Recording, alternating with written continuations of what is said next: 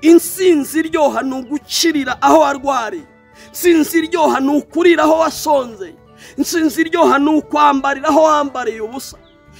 Abanyamudugudu bari ngombwa yuko abanza gusuzugurwa. Wenda nawe icyo nicyo gihe cyawe cy'ubukene kubanza kugusuzugura, ariko Bibiliya ivuga iki? Elisa ahingutse bahita bibwiriza. Reka nkubwire, wirwana n'igihe kizabisobanura. Bavuga ko tuzaba abantu, ariko mama amazi yaba amazi ku buryo uba Kabarore.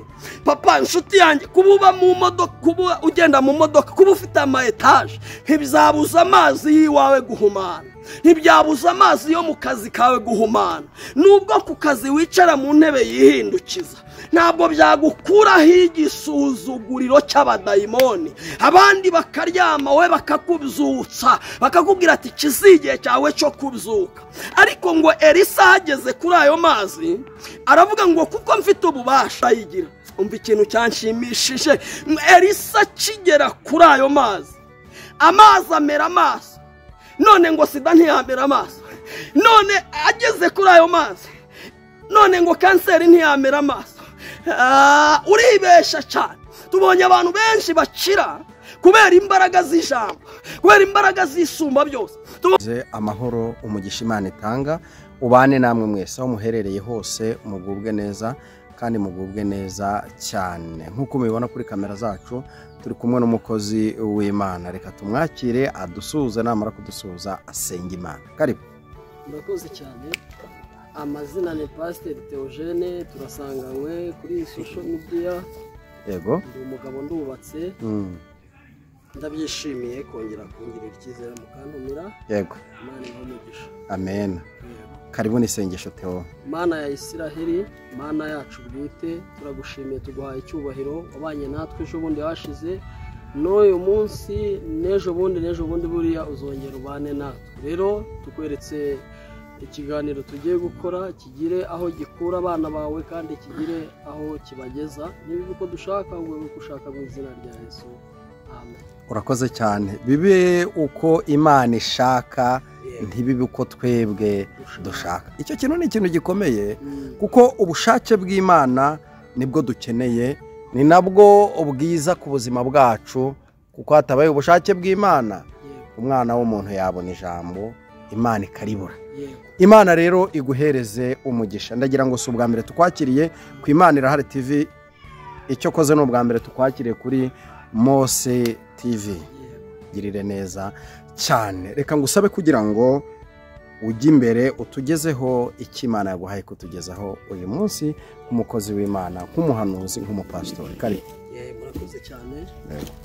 Ndabashuje inshuti zanjye mwese, twari tumaze igihe tutabonana. No ku Imana Irahari TV ndabizi murahari.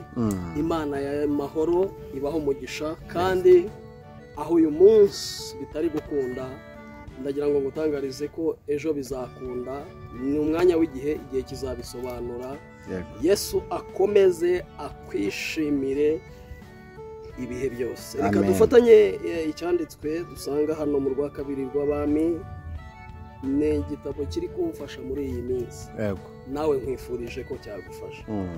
Rwa kabiri rw'Abami ibice byawo 2 kuri 19 niho numva twaganira. Ibice bya igice cya kabiri kuri 19 umurongo wa 19.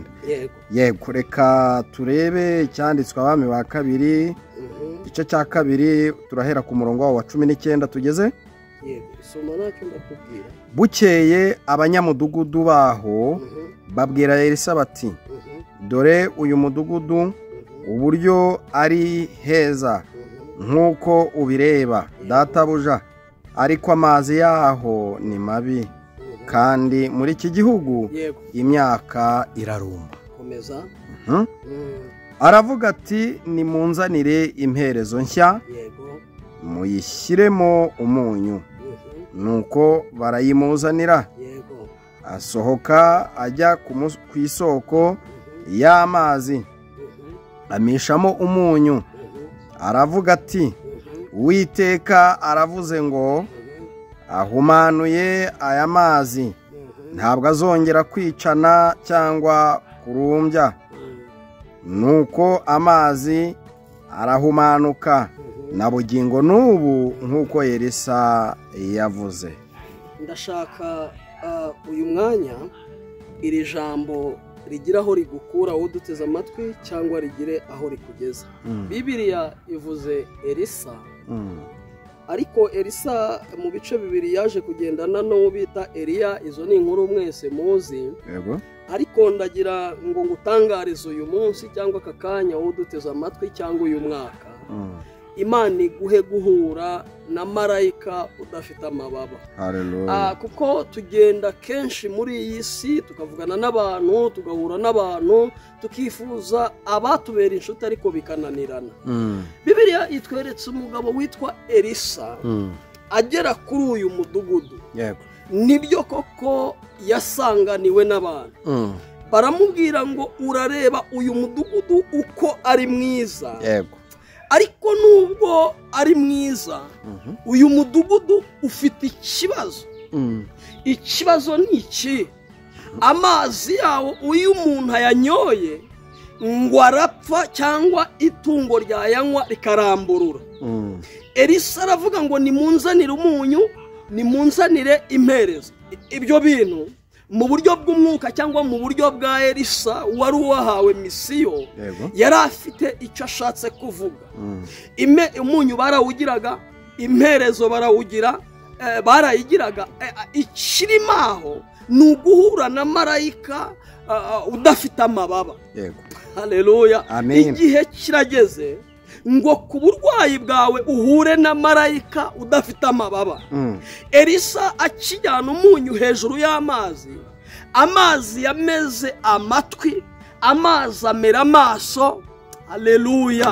Impamvu ni iyihe? Aya mazi yahuye n'uwo atajyaga ahura nayo. Imana ishimwe cyane.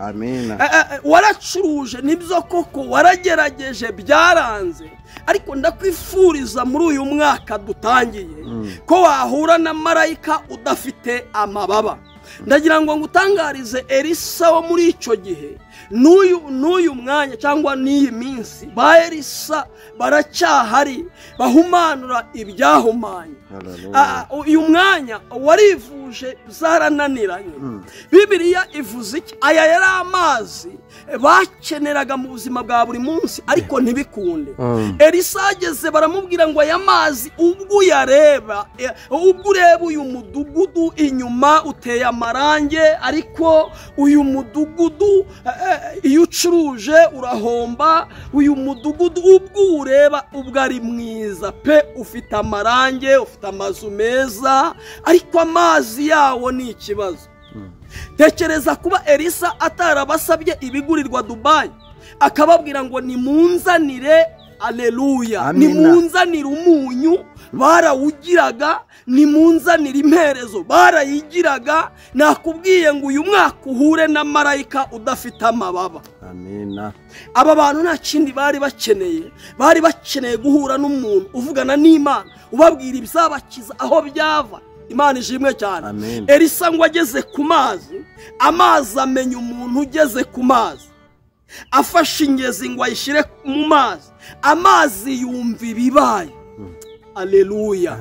Amazi amaze kumva ibibaye, bya bintu byaruraga kubera byicaga kubera umunyu Elisa ashizemo, bihita nabyo byakwijama. Nshuti y'umusaraba, ntaho uzagera utavuganye n'Imana, cyangwa nta kintu uzageraho ngo ugikomeze Imana itavuganye nawe yaravuganaga nawe.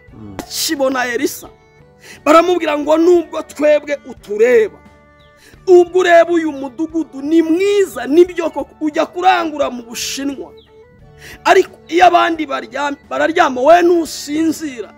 Elisa ngo bakimubwira ibyo, ntabwo yigeze ajya gushakira ibikiza umudugudu hakurya. Bari babifite ariko batazi kubikoresha.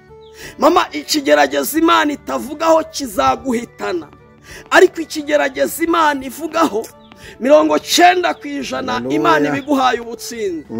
Elisa yariho n'ubu mwisi n'ubu mu Rwanda hariho abahanuzi hariho abantu bavugana n'Imana, hariho abantu bareba, hariho abantu bahishurirwa. Nibyo ko kwirondo ryivanze n'ibisambo, ariko uyu munsi wa none Elisa kugereye ku mazi, amazi ararura. Elisa kugereye ku mazi, iyo agiye mu imyaka iruma, ariko Elisa arahageze uyu mwanya, aravugana nawe, aravuga ijambo rikomeye, aravuga ngo amazi afite amaso, amazi arandeba, nzanye umunyu mwawugiraga, ariko ntimwari mufite autorite cyangwa ububasha bwo kugira ngo muhumanure aya mazi. Bibiliya ivuga ngo Elisa afashe umunyu ashize mu mazi, amazi yameze amatwi, amazi yameze amaso, areba ibiri gukorerwa muri ayo mazi. Amazi ahita atanga ibyicaga, ibihereza umugaragu w'Imana Elisa. Ndashaka kuvuga iki? Abantu bagihishurirwa bariho, abantu bakivugana n'Imana bariho. Tekereza nawe kuba umunyu n'imperezo barabigiraga, ariko badafite autorite, ububasha bwo kubikoresha. Ariko Elisa hageze, Imana iguhuze n'umuntu ufite iyerekwa ry'ibyawe. Abantu barahari bagihamagara Imana, bakivugana n'Imana. Elisa hageze haravuga ngo munzanire umunyu, munzanire imperezo. Ibyo ntibiri bujye gushakirwa Dubai, murabifite ariko mubikoresha nabi. Ikigerageza Imana itavugaho kizaguhitana, sida Imana itavugaho ntuzayicika, diabete Imana itavugaho ntuzayicika, kanseri Imana itavugaho ntabwo uzayicika. Ariko ikigerageza Imana ivugaho, ibiguhaye 90% by'insinzi, ubyanga ubyemere kubera amashuri ufite, ibyo n'ibindi, ariko Imana iyivuze irasohoza. Elisa yari umuntu yamaze gusuzugurwa na Eliya bagendana mu bice bibiri, amuga ngo sigara hano kuko Uwiteka ntumye i Yeriko. Cyari igihe cya Eliya, ntabwo cyari igihe cya Elisa. Shuti yanjye, menya kubara igihe cyawe wemererwamo, kuko abantu ntibemererwa umunsi umwe, kandi ntibanavukira umunsi umwe, ntibanapfira umunsi umwe. Yego barashobora gupfa ari nk'impanuka, ariko uyu munsi wa none Elisa yarageze mu rwego ko nicyo gitangaza cya mbere Elisa yahereyeho ahumanura amazi.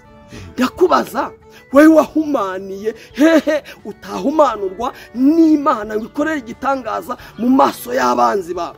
Kuba abandi basinzira wowe karara ukanuye, uteranye ibidateranyika, warakoze birahomba, ntabwo ari ikibazo cyawe, ahubwo ni ikibazo cy'igihe wayobewe kubara. Imana ishimwe cyane.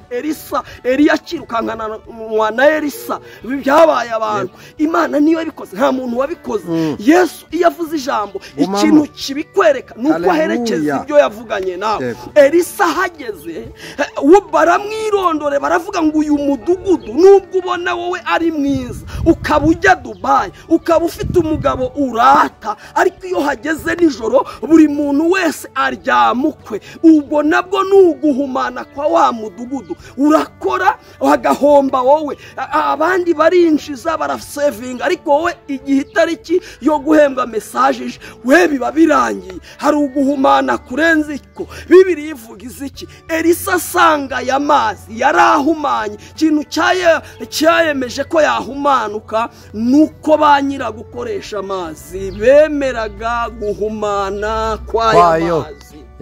Shuti yanjye, ufite ibibazo ntiwemera ko ufite ibibazo. Shuti yanjye, ufite amadeni ntiwemera ko ufite amadeni. Shuti yanjye, ufite agahinda ntiwemera ko ufite agahinda. Ese Imana izagufata mu kihe cyiciro? Elisa hageze, bo baramubwiye ngo uyu mudugudu ubwo ureba ni mwiza, ufite amarange imbere n'inyuma pe, uradekoye, ariko amazi yawo ararura n'inki yanyoye ihita iramburura. Elisa nk'umuntu wavuganye n'Imana, haleluya, nk'umuntu uhishurirwa, aravuga ngo nimunzanire ibyo mwagiraga mutazi gukoresha. Dufite abantu baba bafite uburyo Imana yabatabaramo, ariko Satani akabashyira igitambaro ku maso, kababwira ngo nimwikore iki ngiki, ko nimugikora muraba munyazwe. Satani akabanyaga umugisha wose bari bafite. Hanyuma Elisa arababwira mufite umunyu, ariko ntimufite autorite, ububasha nimvuga ububasha yakuye kuri Eliya ata umwitero ahita awusigira Elisa. Abana b'abahanuzi ngo bari hejuru mu musozi baramubwira ngo twebwe abaja bawe ndebera umwitero wonyine. Ndagira ngo mbabwire inshuti y'umusaraba, iyo umuntu afite umwitero ibitumva birumva, ibitareba birareba, ibitagenda biragenda. Iyo umuntu afite umwitero, bana b'abahanuzi bahita baza bamwikubita imbere, baravuga ngo twebwe tubaye abaja. Ariko mbere Eliya ataragenda baramubwiraga ngo uzi ko uyu munsi shobuja agiye kugukurwaho. Niki gitumye amagambo lamangala awizi kota, niki gitumye amagambo ahinduka? N'umwitero Elisa afatiye mu bibazo. Reka nkubwire insinzi iryoha, insinzi yo mu bibazo iraryoha kurenza izindi nsinzi zose. Elisa ngo agicakira umwitero, abana b'abahanuzi baratangira, twebwe turi imbere yawe nk'abaja bawe. Nyumvira umuntu wari uri mu kutemerwa, mu kutabwirwa neza na Eliya, ariko acakiye umwitero. Mama, umwitero ukucaza utakicara. Mama, umwitero ukugaburira ibiryo so atariye. Umwitero kugaburira ibiryo nyoko ababyeyi bawe cyangwa umuryango wa wose batigeze bagira gute. Agicakira umwitero rero, iki gitangaza cyo guhumanura amazi nicyo gitangaza cya mbere yagize gute yakoze. Baramubwira ngo twebwe uyu mudugudu nubwo ureba warimakiye ariko wabuze umugabo, uwo nawo ni umudugudu. Warashatse ariko umugabo iyo bigeze nijoro haba kwa Potini, icyo nacyo ni ikindi gihugu. Warakoze urangije hahomba wowe, icyo nacyo ni ikindi gihugu. Reba imyaka ufite, bene wanyu abato kuri we barashatse birakunanira, wowe hari igihugu kirenze icyo. Ariko ngo akihagera Elisa baramubwiye ngo twebwe uyu mudugudu nubwo ubona ni mwiza, ariko amazi y'uyu mudugudu nimunzanira ibyo mwari muzi ariko mutazi kubikoresha. Haleluya. Dufite abantu bavugana n'Imana, babana n'Imana, ariko batazi igihe Imana ikoreramo. Haleluya. Elisa ngo ahageze aravuga ngo munzanire umunyu murawugira, mutaza kugira ngo hari ibindi nazanye. Munzanire umunyu murawugira, munzanire imperezo. Muronye abantu benshi bava ku rwego bakagera ku rundi kubera imbaraga z'Imana. Elisa ngo ahageze amazi ubwayo amera amatwi, amazi ubwayo amera amaso. Ese amazi ameze ibyo bintu kubera iki? Ameze ibyo bintu kubera ububasha Elisa afite ahabwa n'isumba byose. Nshuti y'umusaraba, ndagutangariza uyu munsi wa none imbaraga z'Imana zirahari. Ibyo wavuga ibyo ni ibyawe. Hari igihe uzacana wake, iyi Mana tuvuga nawe muhure igukorera ibitangaza nk'ibyo yagiye ikora. Bagiye bavuga ko ntaho tuzagera, bagiye bavuga ko ntaho icyo tuzabaco, ariko turashima Imana kw'ibyo abantu babonaga duhumanye, Imana yaduhumanuye. Imana ibahumugisha, ndabakunda cyane. Urakoze cyane, Imana amahoro iguhereza umugisha. Ndafashijwe. Imana iguhumugisha. Yego. Ubutumwa bwiza buraryoha. Abantu badakunda ijambo ry'Imana, abantu bataba muri ibi bintu, sinzi si barimo. Muri uyu mwaka Imana noneho yemeye ko ntanga nimero yanjye. Ni ukuri, niho nari ngeze. Dukoranye igihe kingana n'umwaka, umwaka warashize. Yego yego, kandi nawe uri mu bantu bo gushimirwa.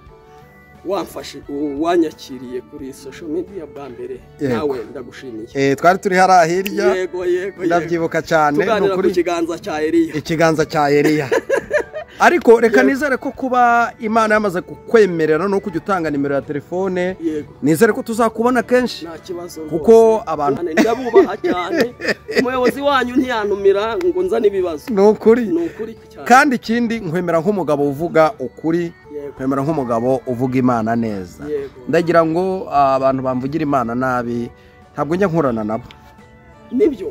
N'uyu munsi igihe tugezemo urabona abantu ntibaki Imana ntabwo bakiha akanya, ahubwo basigaye bashaka kwihimbaza. Yego. Kuko uyu mwanya urumva umuntu ngo arahanuye ngo imvura iraguye, kundi hakurya bakamuha nk'utudolari 10 kamuga ngo hanura ibi ngo hanura n'ibindi.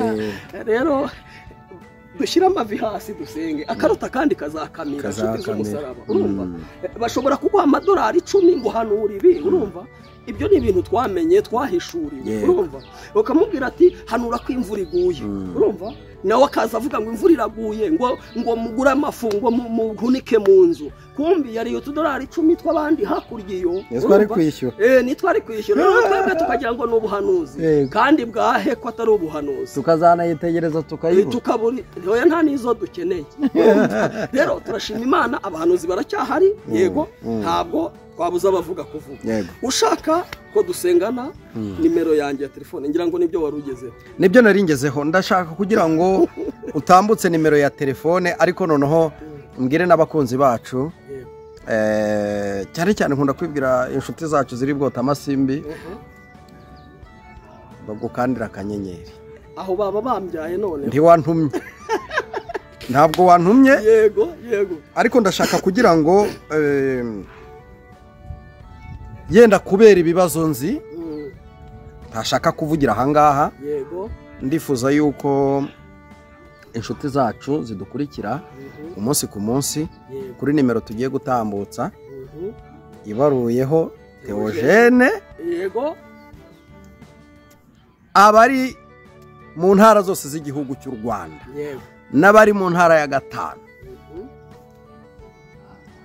bakande akanyenyeri ni ya 5 ni ya 6 ni ya 5 diaspora bakanda akanyenyeri umukozi w'Imana Theogene areba ukuntu yigenza muri iyi minsi mushyigikira umukozi w'Imana arabasengera kandi natwe twese aradusengera kandi nanjye ku munsi w'ejo cyangwa ejo bundi nzagakanda ntago ari mwe mwenyine binjemo arimo arabwiriza kubera ibyo ntashaka kuvugira ahangaha aka kanya ariko ni byiza kugira ngo dukore icyo gikorwa 07 079 yego 6 2 1 yego 02 52 079 6 yego 2 1 02 52 amazina Theogene Cyiza Theogene urakoze cyane mukozi w'Imana kandi ndagukunda Imana y'amahoro ikugirire neza cyane shalom